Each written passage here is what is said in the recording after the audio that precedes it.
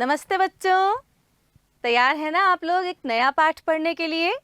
आज का पाठ है पेड़ का दर्द। पेड़ तो आपने बहुत से देखे होंगे, आपके घर के आसपास भी लगे होंगे, बहुत से छोटे छोटे पौधे आपने घर में भी उगा रखे होंगे। तो पेड़ का दर्द क्या होगा? सही समझे आप कि जब कोई उस पेड़ को काट देता है तो शायद यही पेड़ का दर्द होगा।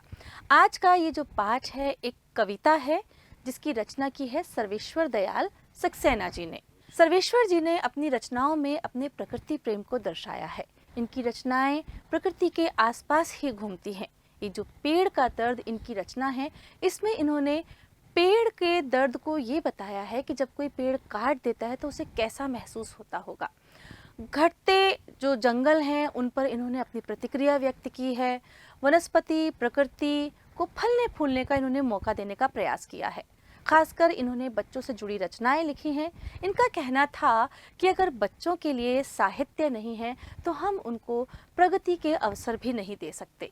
बाल रचनाओं में इन्होंने बखूबी बाल रचनाएं इन्होंने बहुत की हैं। तो आज की जो रचना है पेड़ का दर्द, उसमें एक पेड़ की व्यथा को बताया गया है कि जब एक पेड़ कट जाता है तो वो कैसा महसूस करता होगा। तो चलिए शुरू करते हैं हमारा आज का ये पाठ। कुछ धुआं, कुछ लपटें, कुछ कोयले, कुछ राख छोड़ता, चूल्हे में लकड़ी की तरह मैं जल रहा हूँ।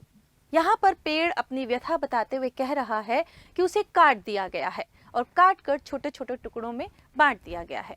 ये पेड़ के छोटे छोटे टुकड़े लकड़ी कहलाते हैं, जिन्हें हम चूल्हे में जलाते हैं और भी अन्य तरीके से हम उनका उपयोग करते हैं। पर यहाँ पर पेड़ कह रहा है कि मैं चूल्हे में लकड़ी की तरह जल रहा हूँ। जलते जलते मैं कोयला हो गया हूँ। कोयले से लपटें निकल रही हैं और फिर उन लपटों से निकल रहा है धुआं जो दूर तक दिखाई देता है। और फिर ये धुआं भी जब शांत हो जाता है तो मैं एक राख के ढेर में बदल जाता हूँ। यहाँ पर मेरा अस्तित्व जो एक पेड़ का था, एक फलता फूलता वृक्ष, हरी भरी पत्तियां जिस पर लदी रहती थी, वो समाप्त हो गया है और मैं कट कर केवल एक राख के ढेर में बदल चुका हूँ। फिर आगे पेड़ कहता है कि मुझे जंगल की याद मत दिलाओ, हरे भरे जंगल की, जिसमें मैं संपूर्ण खड़ा था। चिड़िया मुझ पर बैठ चहचहाती थी, धामिन मुझसे लिपटी रहती थी और गुलदार उछलकर मुझ पर बैठ जाता था। उस जंगल की याद।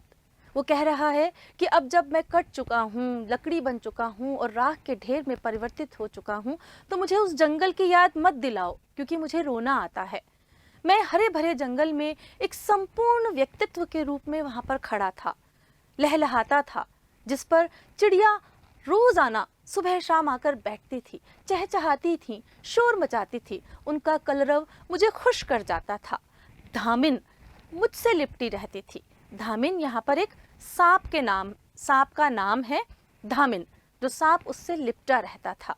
और गुलदार यहाँ पर बाघ का एक नाम है, बाघ की एक प्रजाति है जिसका नाम है गुलदार। वो कह रहा है कि बाघ उछलकर मुझ पर बैठ जाता था। जंगल की याद।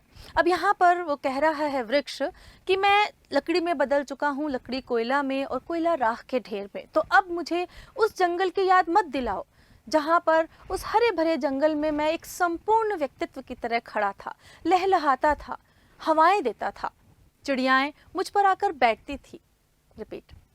चिड़िया मुझ पर बैठती थी, चहचहाती थी, कलरव करती थी, शोर मचाती थी और मैं उसमें खुश रहता था।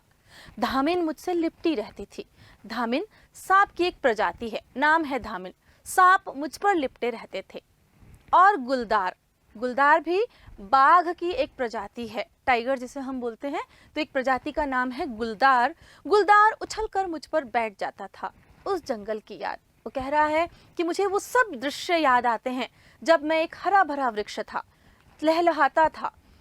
पक्षी, प्राणी, जानवर मेरे आसपास घूमते थे, शोर मचाते थे और मुझे उसमें अत्यंत खुशी मिलती थी। मेरा संपूर्ण व्यक्तित्व जो था वो लहलहा जाता था और मुझे खुशियां मिलती थी। पर अब मेरा पूरा व्यक्तित्व खत्म हो चुका है। जंगल की याद। अब उन कुल्हाड़ियों की याद रह गई है जो मुझ पर चली थी, उन आरों की जिन्होंने मेरे टुकड़े टुकड़े किए थे, मेरी संपूर्णता मुझसे छीन ली थी। वो कह रहा है कि अब जब जंगल को याद करता हूँ तो मुझे ये सारे दृश्य याद तो आते हैं, पर ज़्यादातर याद आता है उन कुल्हाड़ियों का चलना, उन आरा मशीनों का चलना जिसने मेरे टुकड़े टुकड़े कर दिए थे और मैं एक संपूर्ण वृक्ष से छोटे छोटे टुकड़ों में बदल गया था। अब याद आती है तो मेरे पर किए गए उस तांडव की जो मनुष्य ने किया था, छोटे छोटे टुकड़ों में मुझे बांटने के लिए काट दिया था, मुझे याद आती है तो सिर्फ यही बातें जिसने मेरा अस्तित्व मुझसे छीन लिया है। आगे वो कह रहा है, चूल्हे में लकड़ी की तरह अब मैं जल रहा हूँ, बिना यह जाने कि जो हांडी चढ़ी है उसकी खुदबुद झूठी है या उससे किसी का पेट भरेगा, आत्मा तृप्त होगी। अब यहाँ पर वो कह रहा है कि चूल्हे में मैं पहुँच गया हूँ, मेरा अस्तित्व छोटा छोटा लकड़ी का टुकड़ा बन चुका है, लकड़ी की तरह मैं जल रहा हूँ, बिना यह जाने कि जो बर्तन, हांडी यानी जिसमें हम खाना बनाते हैं वो वाला बर्तन, हांडी मतलब जिस बर्तन में हम खाना बनाते हैं। तो वो कह रहा है कि बिना यह जाने कि जो हांडी चढ़ी है उसकी खुदबुद झूठी है, मतलब मुझे यूज़ करके मेरा प्रयोग किसी अच्छे काम के लिए हो रहा है या बुरे काम के लिए, मुझे अब इससे कोई मतलब नहीं है, क्योंकि मेरा व्यक्तित्व तो संपूर्ण था जो वो नष्ट हो चुका है। वो कह रहा है कि जो हांडी चढ़ी है उस पर जो खाना बन रहा है उससे किसी का पेट भरेगा या आत्मा तृप्त होगी, ये वो नहीं जानता।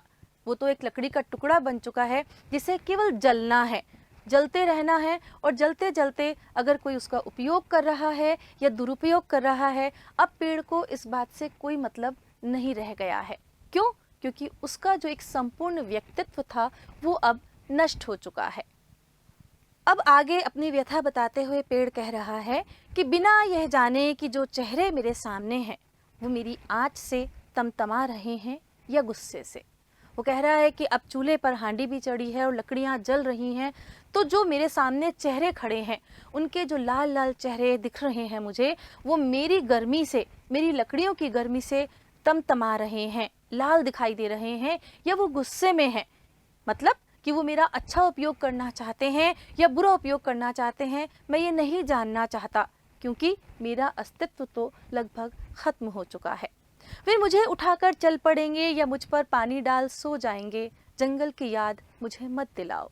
वो कह रहे हैं मुझे इस बात से भी कोई मतलब नहीं है कि मुझे वो उठाकर यहाँ से चले जाएंगे या लकड़ी जो जल रही है उसको शांत करने के लिए वो उस पर पानी डाल देंगे, मतलब कि कोई इससे उत्पात मचेगा या नहीं मचेगा, मुझे इस बात से कोई मतलब नहीं है, कोई सरोकार नहीं है, क्योंकि मेरा व्यक्तित्व तो संपूर्णतः नष्ट हो चुका है। यदि मैं एक वृक्ष होता तो मैं परोपकार करने की सोचता, यदि मैं एक पूरा व्यक्तित्व लेकर यहाँ होता तो मैं चिड़ियों को बसेरा देता, प्राणियों को छांव देता या औषधि देता, लेकिन अब जो है मेरा अस्तित्व जो है वो पूरा समाप्त हो चुका है। तो वो कह रहा है कि मुझे जंगल की याद मत दिलाओ। क्यों ना दिलाओ जंगल की याद?